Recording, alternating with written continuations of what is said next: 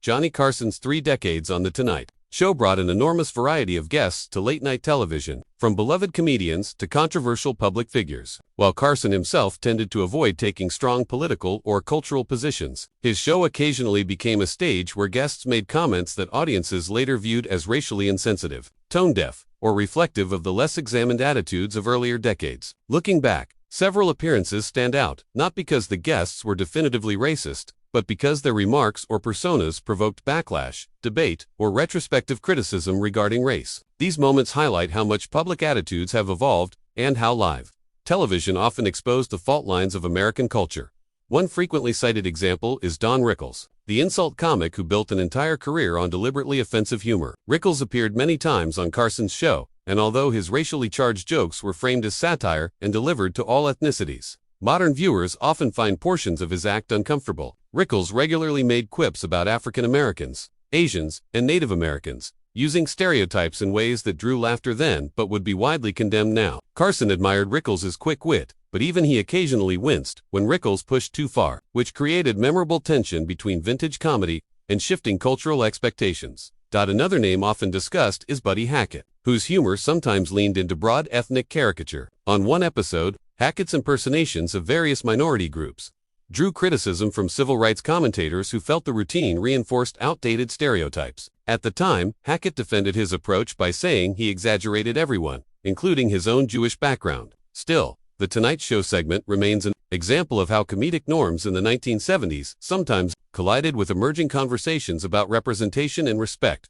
A different kind of controversy surrounded Charlton Heston, who appeared as a guest during heated national debates over affirmative action and civil rights policy. Although Heston is better known today for his later political activism, including stances that some critics called insensitive to racial inequality, his comments on Carson's show were more cautious. However, he spoke strongly about land order, views that some viewers interpreted as dismissive of underlying racial issues. While not overtly racist, his Tonight Show appearance is remembered for reflecting ideological divides about policing and race that remain relevant. Carson also hosted Bob Hope, whose wartime USO routines brought joy to millions but also included caricatures of Asian and Pacific Islander people that have aged poorly. During a Tonight Show conversation about his old sketches, Hope repeated a few lines that viewers later criticized for perpetuating stereotypes. Because he was such an iconic entertainer, these moments today serve as examples of how deeply normalized racial stereotypes once were in mainstream comedy.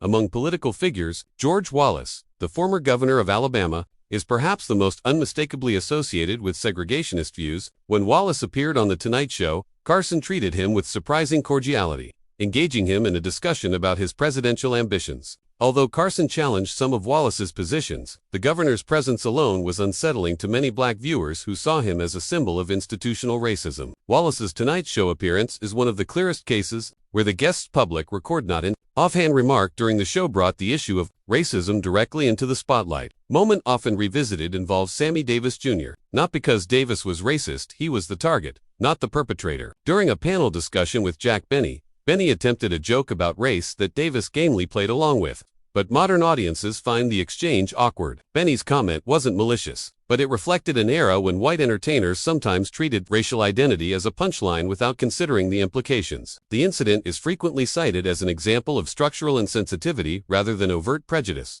Finally, some viewers recall discomfort when Joan Rivers, known for pushing boundaries, made jokes involving racial stereotypes during early interviews. Rivers often claimed her humor targeted everyone equally, but certain lines prompted criticism from those who felt comedians were using equal opportunity offense as a shield for jokes that leaned too heavily on tropes about minority groups. Her dynamic with Carson was famously complicated, and her edgier material occasionally brought conversations about prejudice to the fore. These 7 figures, Don Rickles, Buddy Hackett, Charlton Heston, Bob Hope, George Wallace, Jack Benny, and Joan Rivers, represent a spectrum of controversies from overt political racism to outdated comedic norms. None of these moments defines their careers, but revisiting them shows how The Tonight Show reflected America's evolving attitudes toward race.